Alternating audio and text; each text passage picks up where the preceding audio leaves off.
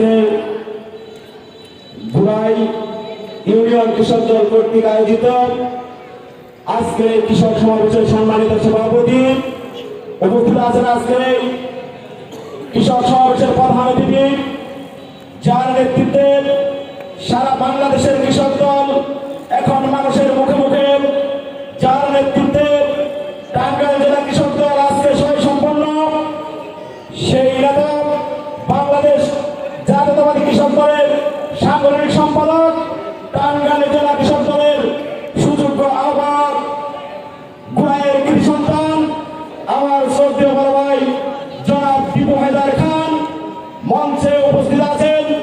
আজকের অনুষ্ঠানের প্রধান বক্তা টাঙ্গাইল জেলা কৃষক দলের সুযোগ্য সদস্য সচিব জনাব শামীমুর রহমান খান মঞ্চে উপস্থিত আছেন।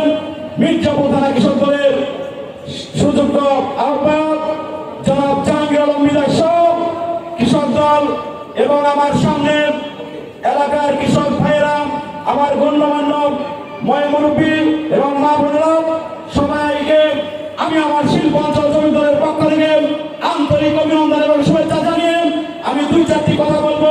আমার কথাটা শুনতে শুনতে হবে।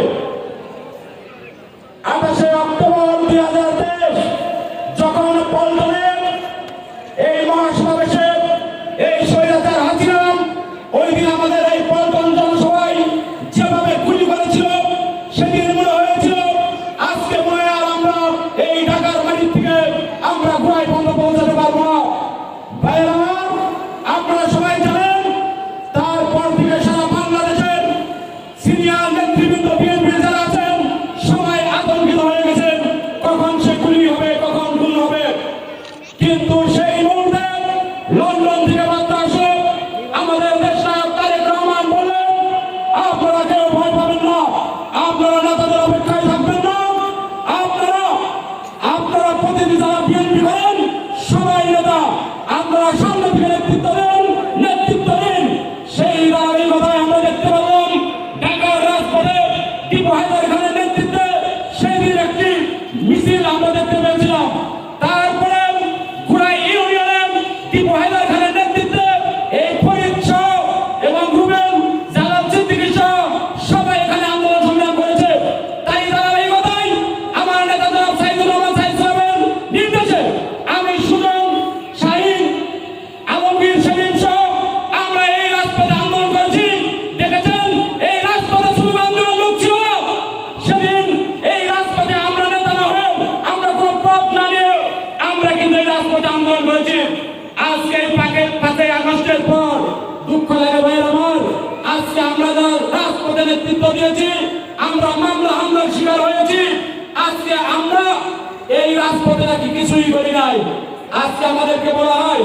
অথচ দেখি আজকে এই হাটভাঙ্গা রোড থেকে এই মির্জাপুর থানায় যারা নেতৃত্বে ছিলেন না, আজকে তারা বিএনপির নাম বানিয়ে আজকে আন্দোলন সংগ্রাম না করে আজকে সুবিধা নিতেছে না। ভাইয়েরা আমরা তারেক রহমানের নির্দেশ, কোন চাঁদাবাজ এই বিএনপিতে জায়গা হবে না, যারা আন্দোলন সংগ্রামে শ্রম দিয়েছে আগামী দিনে তারা এই পদ পদবি এবং এই বিএনপি করবে, এটাই হলো তারেক রহমানের কথা। সেই সাথে আমি ধন্যবাদ জানাই